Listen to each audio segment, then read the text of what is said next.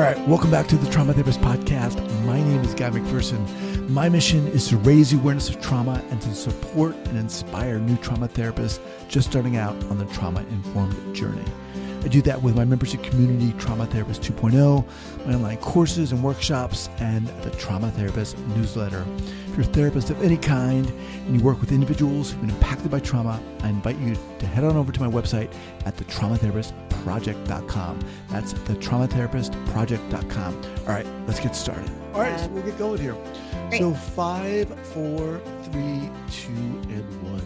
All right, folks, welcome back to the Trauma Therapist Podcast. Guy McPherson here with my guest, Lauren Dollie Duke. Lauren, welcome. Thanks for having me. All right. So Lauren is a writer, educator, entrepreneur, and community activist. She's taught thousands of yoga students over the last 15 years. She's led dozens of international retreats and continues to push the edge between yoga, mental health, and trauma. She founded a one-of-a-kind community center and yoga studio in Encinitas, California. In a sea of corporate yoga where most independent studios don't survive, she created a thriving community, teaching and hosting a variety of sold-out yoga classes, educational seminars, and writing workshops. She devotes her time to helping educate people in the anatomy of trauma and how those experiences are woven into the tapestry of our lives. Lauren has studied with the world's leading traumatologists, Bessel, Peter Levine, Gabor Mate, and Stephen Porges. Her recent memoir was just out in January. Is called Shithouse, a Memoir, published in January 2022. And you can get that wherever books are sold. Lauren, welcome. Thank you so much. So you said you've been listening to this during your journey. To say more about that. Yeah. So I think it was, how many years have you been doing this podcast now? Maybe like 6. Yeah. So, 6. I mean, I've probably been listening to it that whole time, but in 2012 or 13, right around that time, I had been in a car accident, but my whole life was basically a car accident. And so I was starting after that particular car accident, I started having a lot of symptoms in my system that I didn't understand what they were. And I felt like I was going crazy, and I felt like I had no control over my nervous system or my brain. And it turned out I didn't know what it was. It felt like this mysterious thing. And I was really ashamed of it because I was also like, I owned a yoga studio. I thought I should know how to kind of manage my own system. And I ended up in therapy. I did a bunch of different types of therapy, but I got a PTSD diagnosis. And during that time, I really wanted to understand, like for me, I needed, because I didn't understand what that was or what trauma was, I really needed to understand my own experience. And so I went into like just fully trying to educate myself on what is trauma. And during that period of time is when maybe I first picked up Waking the Tiger, Peter Levine's book. And then maybe, I just went down the rabbit hole of trauma, and one of my teachers, Michael Stone, who has passed, but he was a psychotherapist. He was talking about trauma. And then at some point I found your podcast. And it's really, I've just been on this education journey to try to understand, really the heart of our lived experience, which really is our nervous system. Like we're perceiving the entire world through our nervous system lens, and so that is what really introduced me. Wanting to understand trauma and the nervous system is what introduced me to your podcast and really all of my work. It was the entry point into all of my work. Wow. What were some of your symptoms that you were experiencing that you didn't understand? Yeah. Well, I just constantly was in a state of high alert. And so now Stephen Porges has coined this term neuroception. And so our nervous system is always on alert. For its job is to basically protect us. But I didn't understand at that time what it was doing or how I could regulate it. And so I was, every single moment of the day, wow, I felt like I was going to be attacked, or I felt like I was going to be, because it wasn't about the car accident I was in. It was about all of the other things that were stuck in my body that ultimately that car accident became, the tipping point.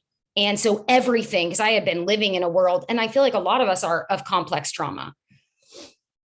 yeah. And so not only, I was having a lot of sight issues. My eyesight became really bad because I became super sensitive to light. I was in adrenal fatigue. I was experiencing extreme chronic digestive issues, which turns out big time symptom because of that connection with the brain, vagus nerve to our organs, a lot of digestive issues. And it was really scary. I mean, literally, I just was like, oh my God, am I dying? I just thought I was having a heart attack all the time. Wow. Yeah. So during this time, you had started a yoga studio? Before this, yes, For I this. had owned a Okay. yoga studio since basically 2009. Okay. And then Yeah. you start having all these experiences Yep. and started educating yourself. What did you start to see? What did you start to feel? And how did what you were learning impact you? Yeah. So what I began to recognize is that trauma is a dysfunction of the nervous system. And when I was able, and now I've been through the somatic experiencing training. Actually, you had Abby, who was one of my teachers, Abby Blakesley. She was on here and you interviewed her. Yeah. But I started to like once I was able to almost like demystify what trauma is and really just distill it in a way that I can not only I can understand, but lots of people can understand. I realized that that was actually the exact template that yoga was helping us understand. And so I began to use my yoga practice and my yoga teaching as essentially a template of and like an entry point into an autonomic conversation. So my yoga practice and my yoga teaching became this platform where I could teach people about how their nervous systems work and really how to pendulate a nervous system, right? So with trauma, it's like people either get stuck up here or they get stuck down low. They can get stuck in freeze responses, dorsal vagal, they can get stuck in sympathetic. And I would kind of, I would get stuck in sympathetic and then go into overload, and then I would get overwhelmed and go into freeze response, right? And so with yoga, what I started to recognize was like, oh my gosh, everything I'm doing is affecting my nervous system. Everything I'm doing is affecting my brain. Every breath I take is affecting my heartbeat. I mean, all of it is just working on this continuum. And so when I started to shift the conversation of yoga from something that was really mystical to Right. something, because what happened was when I got the PTSD diagnosis, everything that I had been taught about yoga, which was very like a lot of Indian philosophy, a lot of mysticism, a lot of archetypes and deities, that went out the door. Like I Yeah. didn't know how was I able to translate all of this stuff into this autonomic conversation. Like I felt like I didn't have any hands-on somatic training of like what is happening inside of my body. And I feel like that's basically the foundation that we should be given in not only yoga teacher training, but when people are in school to become therapists and really like a baseline education of mental health when we're young. This is what happens when you inhale. This is Right. what happens when you exhale, because really we just need to learn how to regulate our own nervous systems because that is affecting every other system in our body. It sounds to me like, you talked about the whole mystical aspect of yoga. I think that many people are familiar with, Yeah. but this experience you had feels to me like you were able to, it sounds like you were able to own your place in yoga and how you could teach it and what it meant to you because you'd gone through this experience. Well, definitely. But I think what happened is I felt disempowered. I felt overwhelmed because I didn't understand like yoga for me. I just felt like I really had an understanding of philosophy and of mysticism, but I didn't understand my body. And then so I felt like so disempowered because when that happened to me, when I started having PTSD symptoms, I didn't feel like I could turn to my practice to help me. And that I recognized in that way, yoga failed me. This is my next book, by the way. Okay. And with that being said, it led me on this whole other education journey of how can I use yoga as a way, because if I'm feeling this, so many people are feeling this. Right. You know, if I'm having this experience because I'm a human, then other people are having this experience. And so it really led me into this educational journey of trying to understand the true somatic experience, which everything is a somatic experience. We are all living in this body that is working on a continuum with our mind, with our energy, with our spirit. And yes, now because my entryway into yoga is so different, it really has helped pave a place for me in the yoga world, as someone who's doing something really unique that I hope ultimately isn't so unique. I hope it just becomes the normal baseline teaching for yoga teachers, because so many people, yoga is so trendy, right? And so many people, like I have access to way more people than a normal therapist per se, because so many people are coming to yoga. They don't realize even why they're coming to yoga, but they can't even articulate it, but it calms people's nervous system down. Or maybe for people who are struggling with chronic freeze response, it wakes their nervous system up. Uh-huh. And so people feel like calm and vital and alive. And that's what's so intoxicating. And that's why people keep returning to their yoga practice and the mat. And so, for me, it has changed the way that I am teaching. I think it's made it more practical for people. And every class ends up basically being a workshop on like, this is how you can use your body, because we do mirror in a basic yoga class, like a basic hatha yoga class. It doesn't have to be some crazy intense. I don't really teach crazy intense vinyasa, but it mirrors the whole spectrum of what we experience in a nervous system. We get high states, we get low states. We do that with the movements. We do that with the breath work. We can do that with just basic visualizations of what's coming up in the mind and notice how that's affecting the heart rate and working with vagal toning. I mean, you just start to see like all of a sudden you're like, whoa, what is happening to me? Like I can control all of this. And that's when it starts to become so empowering, because your nervous system is autonomic, right? It's automatic. But when you start to recognize how you can influence your own system, then all of a sudden you have agency in your own body. And I feel like that is the opposite of PTSD. Right. PTSD, you have no agency in your body. You don't even know, you feel out of control. And I just think so many people feel out of control. They might be struggling with just from living in kind of high alert areas and high vibrational energy areas like a city. Their body's on alert all the time, so you get stuck in these high states or stuck in low states. And so all of a sudden, like using yoga as an autonomic template and teaching people how to use their own bodies and how to kind of manipulate their own energy, to me, has been the most empowering experience of my life. Very cool. Well articulated, I must say. Where does this memoir come in to play? Yeah. So, through this experience with the PTSD diagnosis, I really was looking for outlets and resources to take care of myself, because what was happening inside of me needed an outlet. And so the book really was an act, even though I couldn't articulate this at the time. It's all just like in retrospect, but, the book was really an act of self-preservation. I needed to find somewhere for my story inside of my body to go. And the fascinating thing about so for some people, it might be art, for other people, it might be, for me, it's exercise too, but like maybe for someone it's surfing or clay, ceramics, that sort of stuff. Like we need an outlet. We need somewhere for our expression to go. Otherwise it goes deeper inside of us.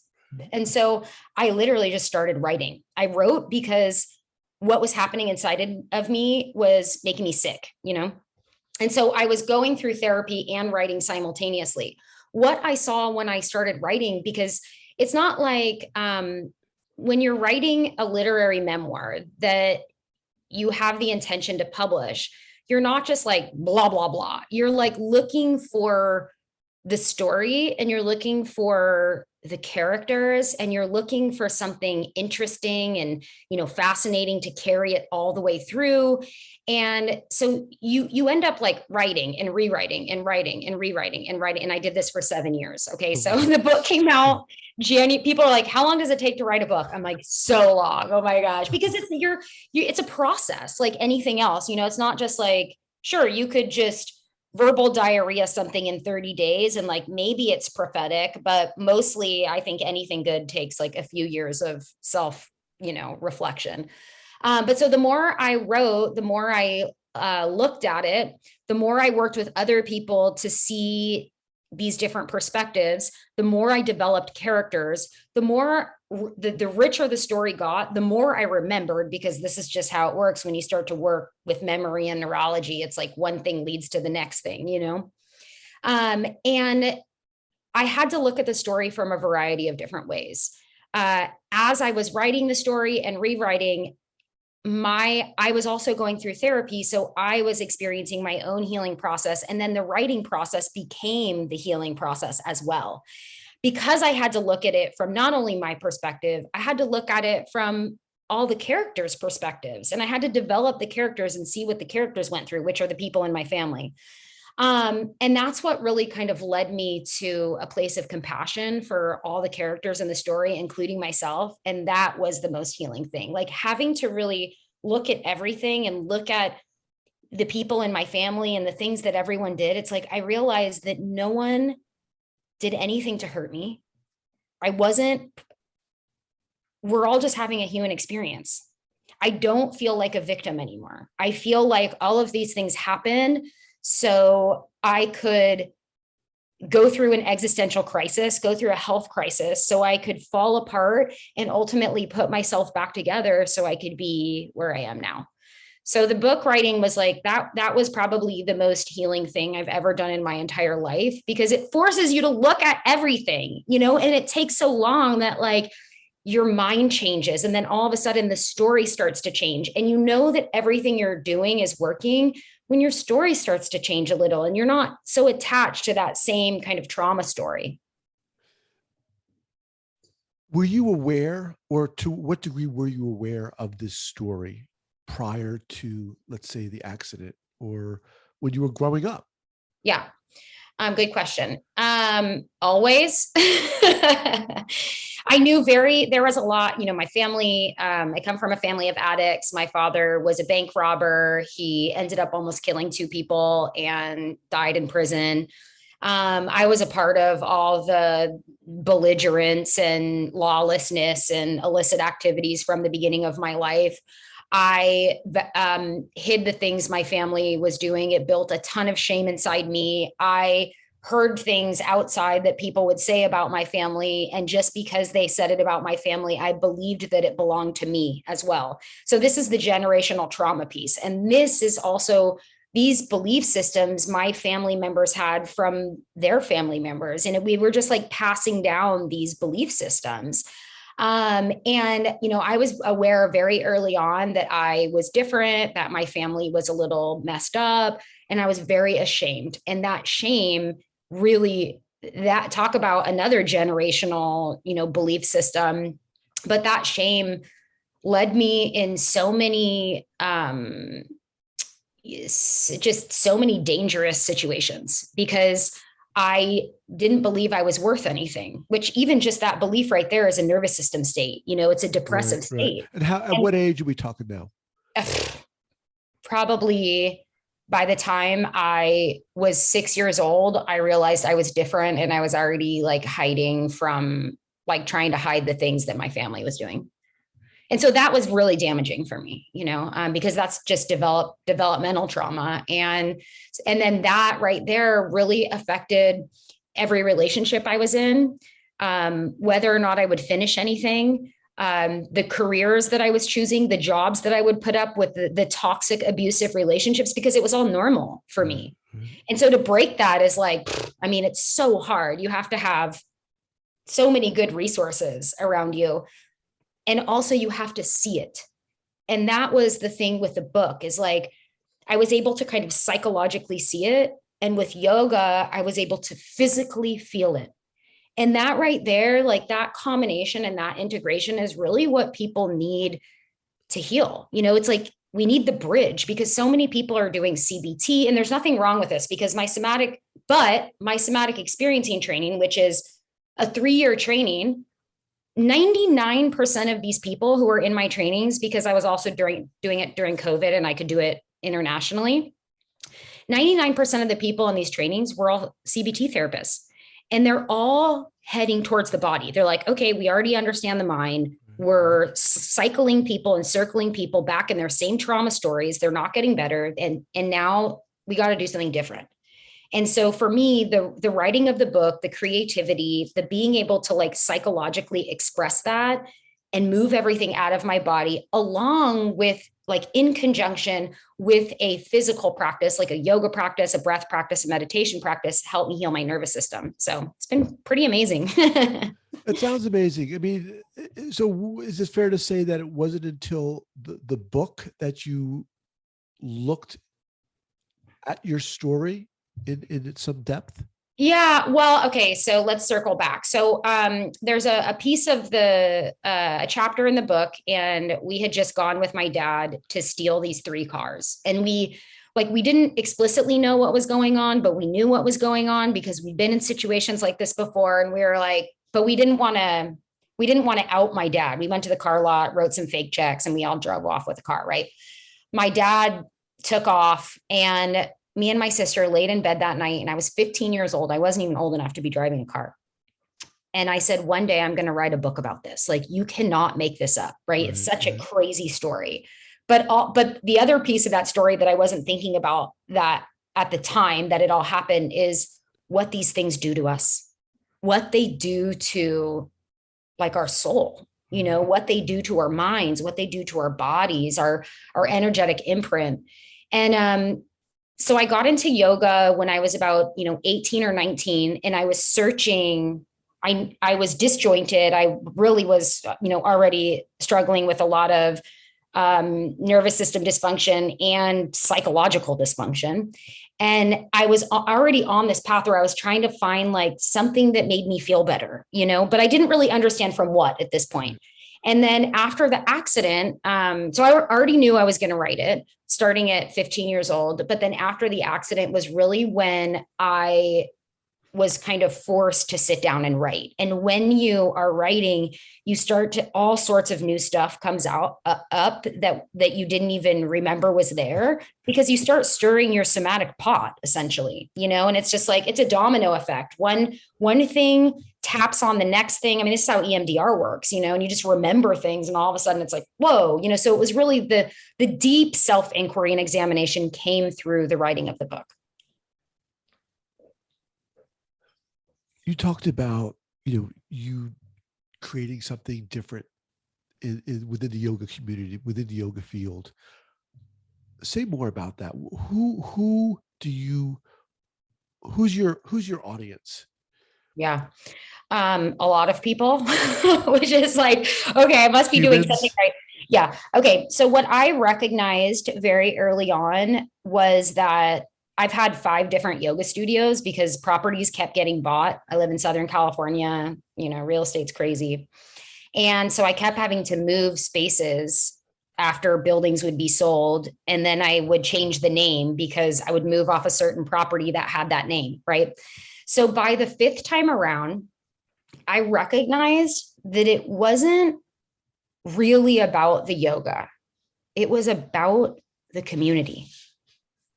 That the number one resource and regulator for all of us is each other. And I recognize that, like in 2016, I'm like, we don't need another yoga studio. We need a community hub where we do a bunch of stuff, and we're not just doing yoga, but we're doing art shows. We're having dance parties. We need a social outlet. So I built a space called Gather, and it became the platform, kind of premier platform here in Southern California, in San Diego for gathering. But it has a different, the infrastructure is different.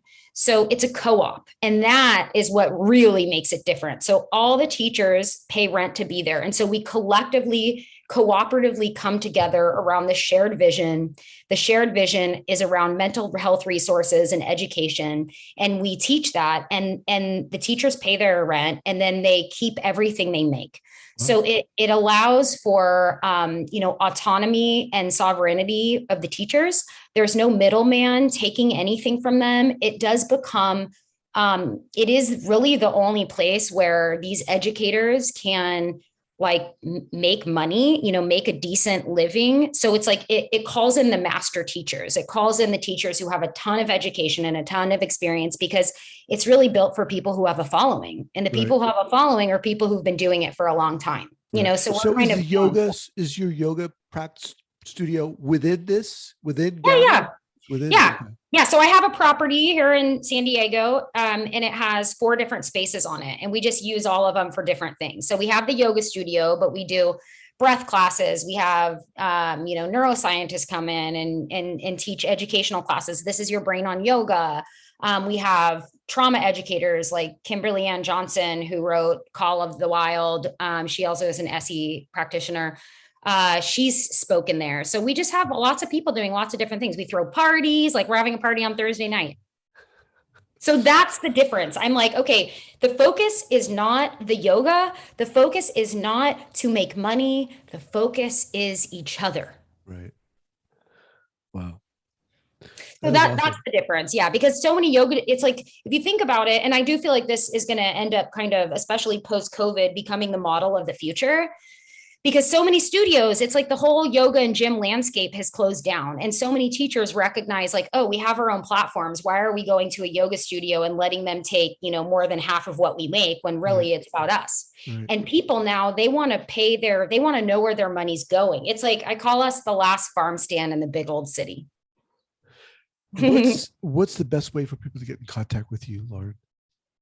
Yeah. So the best way is for people can either go to my website, which is laurendollyduke.com, and Dollie is DOLLIE. And people can email me there. They can go to my Instagram, which is Dollie Duke 83, DOLLIEDUKE 83. And also they can check out more about Gather. The Instagram for Gather is Gather Encinitas.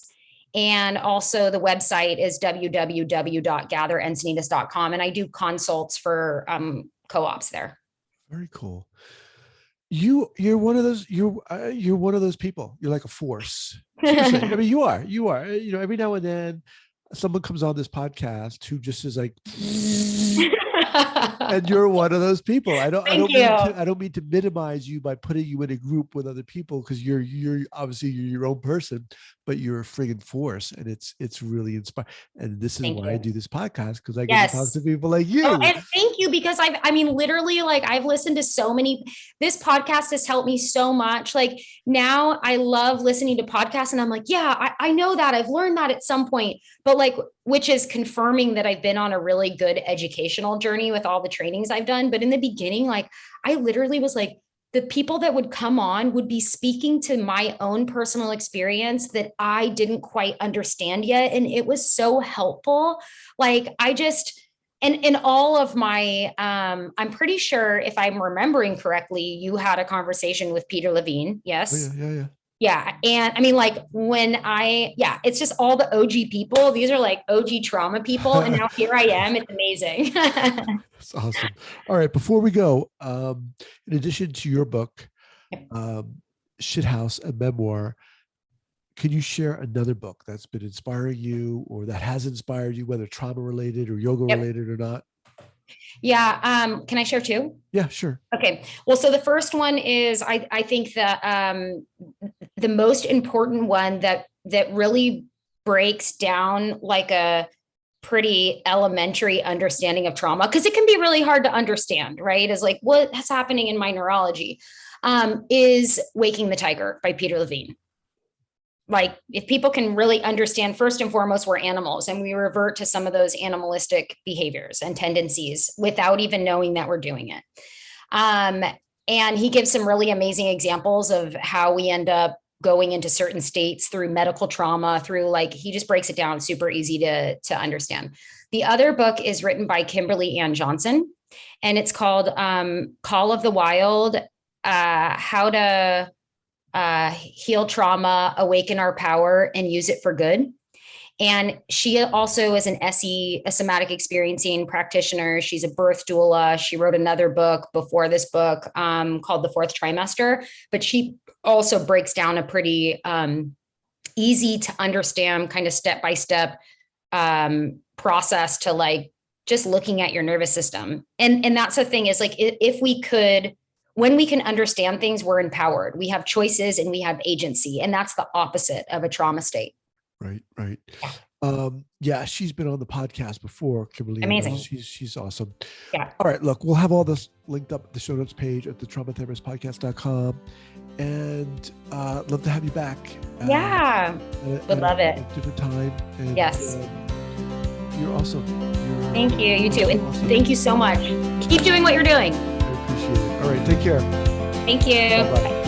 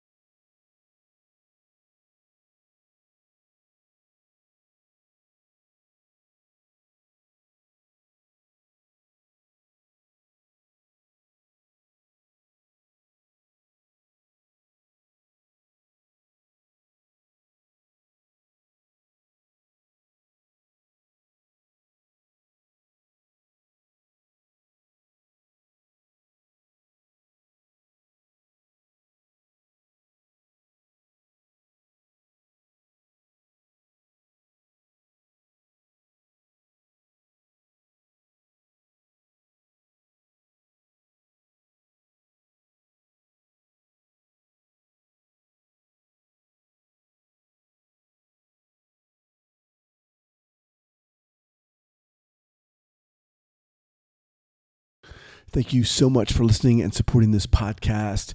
And if you'd like to join the hundreds of other therapists who are each month keeping up to date and informed and inspired about what's going on in the world of trauma, I'd love to invite you to head on over to the Trauma Therapist newsletter. That's the traumatherapistnewsletter.com.